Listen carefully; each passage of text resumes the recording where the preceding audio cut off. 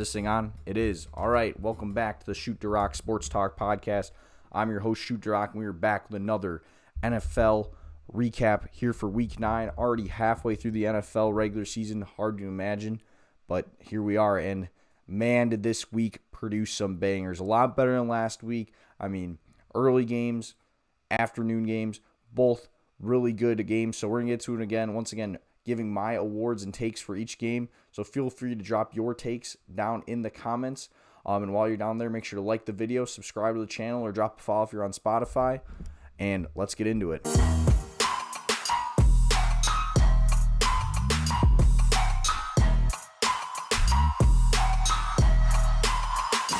We're back once again, Week 9 NFL recap. If you're watching here live on Twitch, make sure to drop your takes live in the chat. And like I said, once again, we're going to be going through awards for each game rather than just doing winners and losers. I think that worked well last week. So we're going to start once again with the game of the week. And once again, it features the Cincinnati Bengals. And once again, it features them in a loss. As the Chicago Bears go into Cincinnati and take down the Bengals 47-42. And this was honestly up there as one of the craziest football games that I have watched in a long time. It was very, not even back and forth. It looked like it was over. I mean, if we go to this play-by-play, there was some tomfoolery in this game, typical Bears tomfoolery, where it looked like it was over. They were up in the fourth quarter, but then after, the Bengals score to make it 41-35, they recover the onside kick. Score again, another quick drive. Like Joe Burrow Joe Flacco was dotting up the Bears today. He was looking like Joe Burrow. But then it's a Colston Loveland long touchdown after it looked like the Bears blew it, and they come back and win 47-42. And I mean, the box score in this one, it's off the charts. I mean, let's just look at this. Caleb Williams throws 280 yards and 3 touchdowns. Joe Flacco throws for 470 and 4 touchdowns with 2 interceptions, though. But he was slinging it. On the Chicago side, they were able to run the ball. That was a big deal in this game. Kyle Monangai, the rookie, with Swift being injured, steps up big time, runs for 176 yards, no touchdowns, but Britton Brown punched in a touchdown, so did DJ Moore. DJ Moore also threw a touchdown in this game to Caleb Williams. Not only did Caleb Williams throw for 3 touchdowns, he caught one as well very early in the game on a pretty nice trick play drawn up there from Ben Johnson. On the Cincinnati side, the rushing wise, they had no rushing game. Chase Brown was their leading rusher with only 37 yards. After that, Samaje Perine had 5. Like, they could not run the ball, but like I said, Joe Flacco was slinging it. I mean, they were behind most of the time in this game too, especially in the second half. After that 14-point third quarter there from the Bears, but both T. Higgins, Jamar Chase definitely got theirs. 121 for Higgins, 111 for Chase. Higgins had 2 touchdowns. Andres Ishavash also had 66 yards and a touchdown. Noah Fant caught a touchdown as well. And then Chase Brown, 75 yards with no touchdowns. So this game, like I said, very offensive. No defense at all in this one. The Bears defense did force 2 turnovers with Nashawn Wright and Tremaine Edmonds, both having interceptions. Cincinnati also had Charlie Jones take back the opening kick for a touchdown. So there was just scoring all over the place. No defense, but it was the game of the week. I mean, it was one of those. It was the last one to finish in the noon slate, 1 Eastern slate, and I was fully prepared to give this game of the week to someone else. But after how this went, this one ended when I thought it was over. It's got to be game of the week. So Bears 47-42 winners get the game of the week. Next, the upset of the week. Bears fans are gonna like this one. The Carolina Panthers walk into Lambeau Field and take down the Green Bay Packers 16-13 behind another great game from Rico Dowdle. He rushes for 130 yards, 2 touchdowns. Granny did almost sell. He got a penalty, unsportsmanlike conduct, which caused then a 48-yard extra point, which the Panthers missed, which then allowed the Packers to go down and tie the game. And it shouldn't have been a penalty. He only did 2 pumps. The Key and Peele skit, you get 3 pumps. Bro only did 2 pumps. Shouldn't have been a penalty. But then no need to fear. Ryan Fitzgerald knocks in the game-winning field goal at the buzzer from 49 yards out. Makes up for missing that extra point, getting Carolina to 5-4 now, having some really good wins. Meow Mix, the podcast that the Panthers were so bad, said they were done. They're apparently coming back. That's how good this Panthers team is now. You know who wasn't good today? Jordan Love. 273, no touchdowns, an interception. Should have had another one. Had maybe one of the worst throws like I've ever seen on a fourth down. Just kind of chucked it up. No one got it. But the defender should have dropped. Like, there was no one in the area for the Packers. Literally just like threw it. So other notables, Josh Jacobs had 87 yards and the 1 touchdown for Green Bay in this one. Receiving-wise, Romeo Doubs led the way with 91 yards, 58 yards for Christian Watson. But yeah, nothing really notable on the Carolina side. Already mentioned Dowdle. He got pretty much all the carries this week. Chuba Hubbard did have 17 yards on 5 carries, but Rico Dowdle has been one of the best running backs in the NFL as of late, and he kept that up today. Receiving-wise, Ted McMillan, 46 yards. But yeah, like I said, really, like, offensively, this was not a great game. The Packers did turn the ball over twice. It looks like as well. Sorry, not looks like. I read over these stats. Why am I saying it looks like? Just kind of looking at anything else really notable here. But no, it just really wasn't like a efficient day for the Packers. I mean, in their red zone opportunities, they were in the red zone 5 times. They only scored 1 touchdown. So the Packers had good drives, just couldn't finish the game off. It was a really sloppy game for them. And like I said, turn the ball over twice, losing the turnover battle, and it ends up costing them and allows Carolina to walk in Green Bay and get the upset of the week. Next, the Who's Back game of the week. The Minnesota Vikings are back after a 27-24 win over the Detroit Lions. J.J. McCarthy was back, threw for 143 yards and 2 touchdowns with 1 interception in this one. And this was a game I just really didn't see this coming. Minnesota hasn't looked great the past couple of weeks. Granted, that was with Carson Wentz, not J.J. McCarthy. But I don't know, it almost seemed like they weren't really rushing McCarthy back just because of how he'd been playing. So for him to play well in this one, lead his team to a victory on the road, too, in division, very impressive. Just kind of looking at some other guys here. Jordan Addison and Justin Jefferson really didn't do a whole lot, 48 and 47 yards apiece. Jefferson did catch a touchdown, and then the other touchdown reception came from T.J. Hawkinson. Aaron Jones had a nice day on the ground, rushing for 78 yards. On the Detroit side, Jared Goff threw for 284 and 2 touchdowns. David Montgomery with 40 yards rushing and a touchdown. And then Sam Laporta, 97 yards. He was the leading receiver with a touchdown. And then Amon-Ra also had 97 yards. When then Jamison Williams caught the other touchdown with 66 yards. But Monty did also lose a fumble. And, I don't know, this Detroit team, especially coming off a bye, really just did not look like they did not play a sound game. They were very, very sloppy, committed a lot of penalties, allowed a lot of sacks.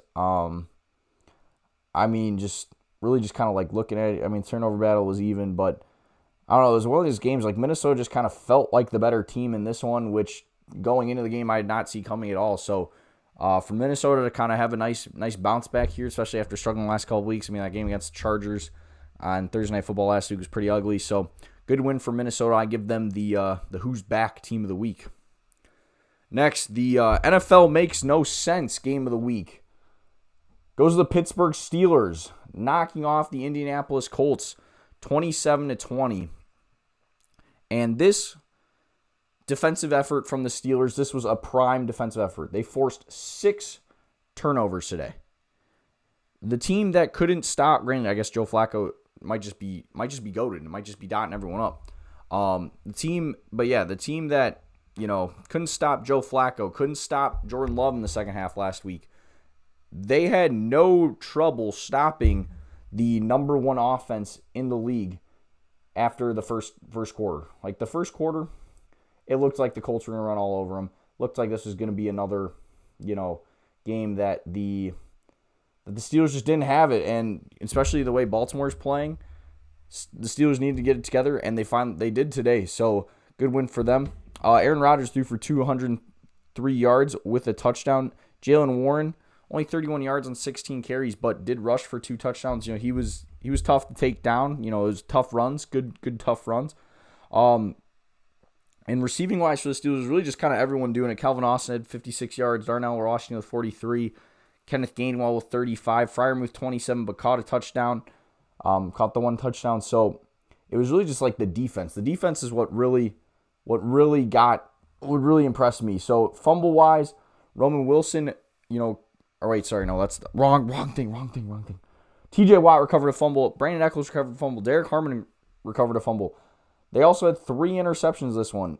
Like, they were just getting, the Steelers defense, they were getting their hands on balls, catching batted balls. It was like I said, a vintage Steelers defense effort and something they need if this team is going to win the division and win a playoff game. I know it's crazy that that's now the goal for the Steelers, but I really think it is. It's been over a decade since they've won a playoff game. Me as a Steelers fan, that's what I'm hoping to see this year. Juicebox, he's in the chat, says this is the game Tomlin should have won last week, but this is a typical Tomlin beats a good team game. I agree with that one. I agree with it. And 100%, I thought last week against the Packers, especially after how bad they looked on that Thursday Night Football game, I was like, all right, this is going to be the bounce back. They're going to win. They're going to win this week against Packers. And then kind of after they just did not look good against the Packers, I was out on it. I was like, no, they're not a good team. But then today they showed it. I don't know if they showed it, but they looked better. I mean, the first quarter was not good. The Steelers couldn't even convert a first down to start the game. Trust me, this was really not a great offensive game, and that's, I don't know, almost what makes it, I don't know, concerning is not the right word, but like I said, this just seemed like a Steelers of the last couple of years game where the defense was really good and the offense was not. And this year it's been a lot of the opposite, where the defense has been terrible and the offense has been competent. So, like I said, probably not a great day for the offense, but the defense playing as well as they did, forcing the turnovers. It was exciting to see. Let's touch on the Colts a little bit here. Daniel Jones, like I said, 342, but only 1 touchdown, 3 interceptions. And I feel like a lot of the talk is people are kind of expecting, the Colts, are they the best team in the NFL right now? Yes, but come playoff time, especially after how the Vikings kind of flamed out last season, I think a lot of people see that in this Colts team. And today kind of maybe shows you why that could be possible. Jonathan Taylor, who's been an MVP candidate, just been running all over everyone, only had 45 yards in this game. So just really not a great game from him. I mean, Alec Pierce and Michael Pittman both with 115 yards. But, I mean, when you're trailing like the way the Colts were the entire second half, you're going to kind of air it out. Josh Downs was the one who caught the 1 touchdown pass to go with his 57 yards receiving. I mean, this was a game that, late got a little interesting because, Roman Wilson had that fumble. But Steelers end up holding on to win. And they get the NFL Makes No Sense Award Game of the Week. Next, the Best Individual Performance Award. And I was hoping this one would come in a win, but it comes in a loss. It goes to Drake London and the Atlanta Falcons. Drake London had a hat trick today. 3 touchdowns for him to go with 118 yards receiving. I was between him and Christian McCaffrey for this, but I just wanted to talk about this game, mainly just because now I do want to talk about the Patriots. Like I said, I really thought this was potentially going to be the upset of the week, or the NFL Makes No Sense Game of the week, where the Falcons, how bad they've looked, like I said, losing to the Dolphins last week, then potentially going to beat the Patriots today. And if it wasn't for Parker Romo's missed extra point, this game would have gone to overtime, and who knows what would have happened. But the Patriots improved to 7-2. Eke it out 24-23. Just to kind of touch on some guys here. Drake May, 259 with 2 touchdowns. Did have 1 interception. Really nothing going on the ground for New England. Travion Henderson was the leading rusher with 55 yards, but it was Terrell Jennings who had 35 yards and the 1 touchdown. Receiving-wise, Demario Douglas led the way with 100 yards and a touchdown. Stephon Diggs, his girlfriend Cardi B, was in attendance hanging out with Robert Kraft. He showed out for caught a touchdown, go 38 yards, so good game from him. Like I said, the Atlanta side, Penix throws for 221 and those 3 touchdowns, all to Drake London. Anything else we know? Yeah, Bijan really did not have a good game. Patriots have not allowed a single running back to rush for 50 yards against them this season, which that's really impressive. Only 46 yards for Bijan. Like I said, really what cost the Falcons in this game was that missed extra point late in the game, where it looks like they were going down, should have tied it, and instead it ends in a missed extra point. Granted, they do force a punt, but then punt right back themselves, and then trying to stop New England to get the ball back. Drake May delivers a great ball to Hunter Henry, seals the win for the Pats, who are now 7-2. keeping pace, keeping their AFC East lead intact. So they get the win 24-23, but Drake London gets the individual performance of the week.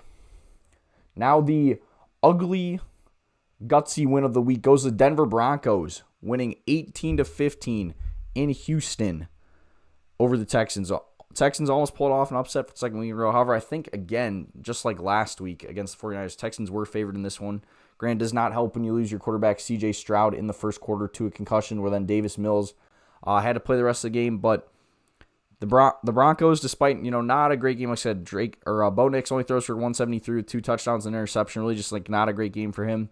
J.K. Dobbins only rushed for 61 yards. So the Broncos definitely struggle in this one, but they find a way to eke it out. R.J. Harvey and Cortland Sutton with the 2 touchdown receptions. Great. Harvey only had 51 yards and Sutton only had 30. So like I said, really not much going offensively. Like, this was a very defensive, grinded out game. I mean, the Texans didn't score a touchdown. It was 15-15 off of all field goals for the Texans. The Broncos came back. They, like you're seeing there, 11 points. They scored a touchdown to tie it with then a 2-point or touchdown and 2-point conversion then to tie it.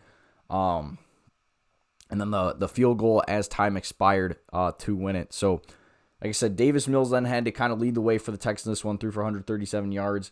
Nick Chubb, the leading rusher, with 34 yards. Like, just really nothing going for this Texans offense once Stroud left the game. Dalton Schultz was leading receiver, 77 yards, and then Nico Collins had 75.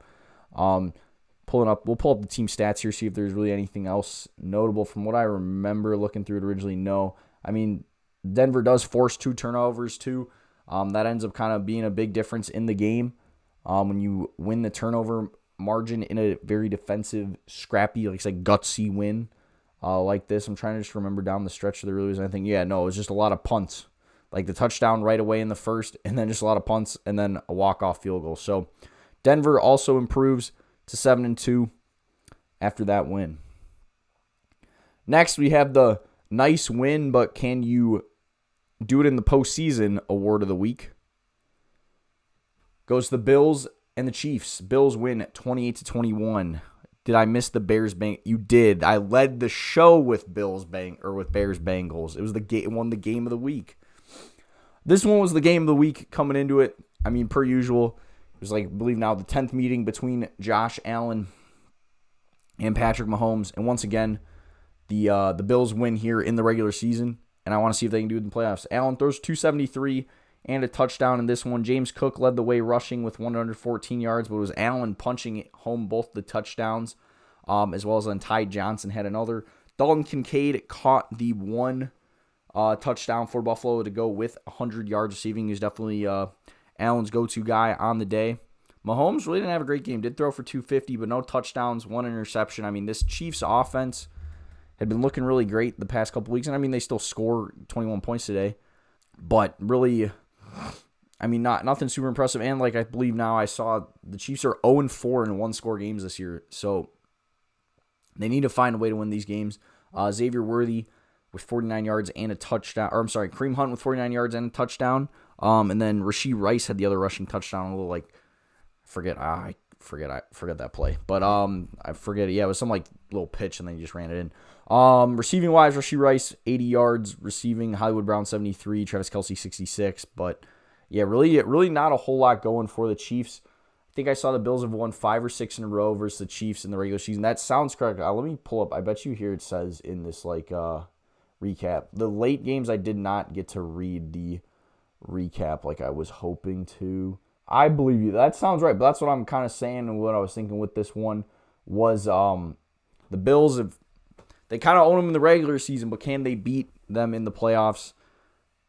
Hopefully this is the year, but we'll have to see.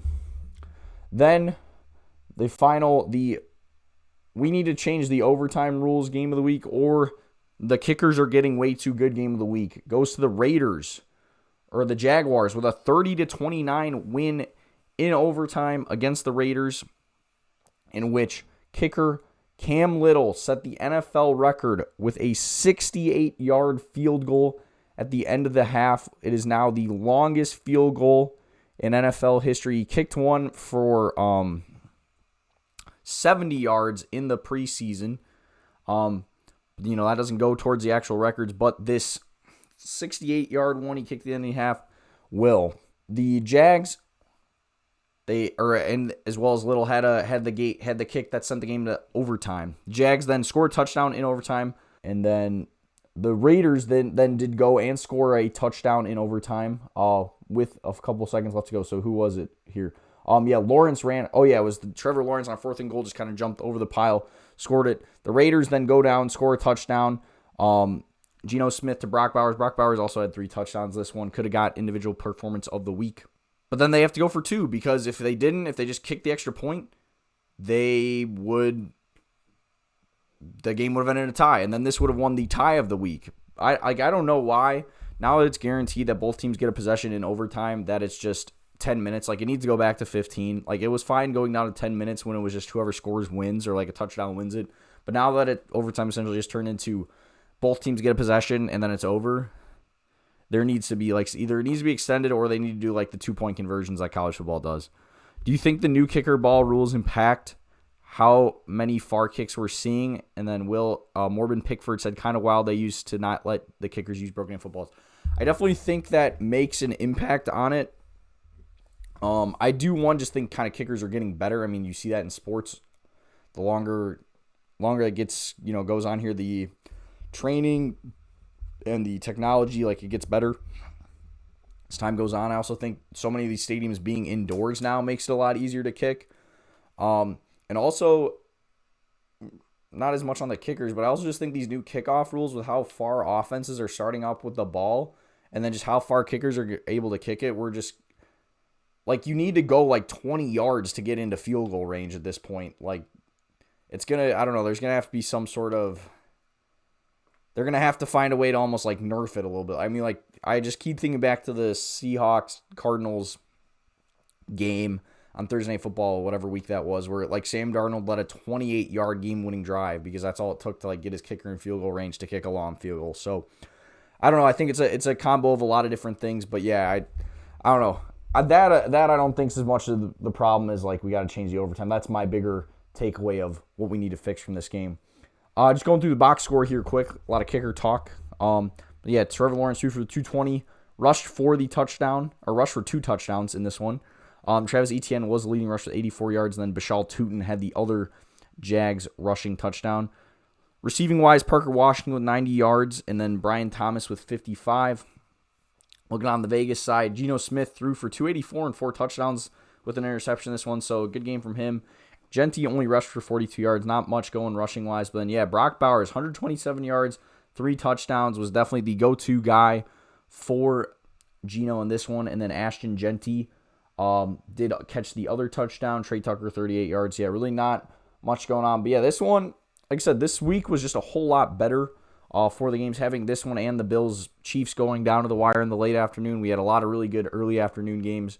All right, other games. The Rams beat the Saints 34-10. Matthew Stafford throws for 288 and 4 touchdowns in this one, with Puka Nacua going for 95 yards, catching one of them. Then Devontae Adams only 60 yards receiving, but caught 2 of the other touchdowns. So the Rams just dominated the Saints in this one. I mean, good team versus bad team. That's what you expect to happen. Tyler Shuck made his debut for the Saints this one, threw for 176. But really nothing special there. Afternoon games here, we have the Chargers beat the Titans 27-20. Justin Herbert throws for 250 and 2 touchdowns in this one. I hate that ESPN does this where like the receiving leader just does the yards and not the touchdowns, so I got to go into it. Quentin Johnston and Scott Matlock caught the 2 touchdowns. Oronde Gadsden II was the leading receiver once again. He's really been solid for the Chargers the last couple weeks. Herbert also then rushed for a touchdown himself, as well as the 2 that he threw. The other games, 49ers beat the Giants 34-24. Mac Jones threw for 235 and 2 touchdowns. Christian McCaffrey at 106 yards. He also, I believe, had 2 or 3 touchdowns this one. I was really close to giving him the individual performance of the week. What I literally used to judge it was I had London and McCaffrey both on my fantasy team. McCaffrey had 29.3 points. London had 29.8, so I gave it to him. Yeah, McCaffrey had 1 rushing touchdown, 1 receiving touchdown, so doing it on both ends. And then going back to Thursday, the Ravens, they're back with a 28-6 win over the Dolphins. got to think that's probably going to be the end for Mike McDaniel. I'm kind of surprised it hasn't been announced already. Lamar Jackson returned in this one. But yeah, Lamar plays well, returns. Ravens knock off the Dolphins. All right, and then we wrap up our Week 9 recap here, the Sunday night recap. Seahawks all over the Commanders, 38-14. They jumped all over them. We're up 21-0. Going to halftime with a 31-7 lead, and this game was over quickly as Sam Darnold keeps dealing. 330 yards, 4 touchdowns, only 1 interception on the night. Key guy, Jackson Smith and Jigbo went for 129 yards, and then he found Cody White for a touchdown and Troy Horton for 2. So Sam Darnold, we saw it last year with the Vikings, and he's doing it again this year with the Seahawks. He's playing really well. He's got his team now to 6-2 on the year. And I've been really impressed with him once again. Looking at other notables for Seattle, Kenneth Walker, leading rusher with 42 yards. And then A.J. Barner punched in the 1 rushing touchdown for the Seahawks. On the Commanders' side, things went the worst they possibly could. Jaden Daniels going to probably be out for the rest of the year, or at least out for a while. Left the game with an arm injury in this one. He threw for 173 yards, no touchdowns, 1 interception. He rushed for 51 yards and a touchdown, though. But then, yeah, going for it late in the fourth quarter. And the game was over, and really, I don't even know if he should have been in the game. Gets injured, and yeah, just absolutely brutal night for the Commanders. Chris Rodriguez Jr. ends up finishing that drive with a touchdown run. Other Washington guys, Zach Ertz, 46 yards, Deebo Samuel, 41. So really just not a whole lot going offensively for the Commanders in this one. Just kind of looking at it here, like to turn the ball over multiple times. Just their defense really was not getting stops. Weren't getting home. No sacks in this one. Meanwhile, Seattle had 4 sacks. Meanwhile, Washington did not have a single one. I hate how ESPN lays out some of these things. Just really not efficient either. I mean, 6 of 13 for third downs. Meanwhile, Seattle went 7 of 11. So just Washington's offense really did just struggle in this one. And now they're going to be back with Marcus Mariota leading the helm for them. It was one of those things where Washington just kind of overachieving last year. I feel like they almost pushed their chips in a little bit too early here now. And this team's just clearly not a playoff team, like not going to be anywhere just near as good as they were last year. Meanwhile, Seattle could be a serious contender here in the NFC. Chris Collinsworth said it on the broadcast, and I think he said Super Bowl. I don't know if I'm getting that high, but yeah, good win here for the Seahawks in Washington. All right, that's going to wrap it up. Thank you guys so much for watching. Like I said at the beginning, make sure to drop your takes on any games.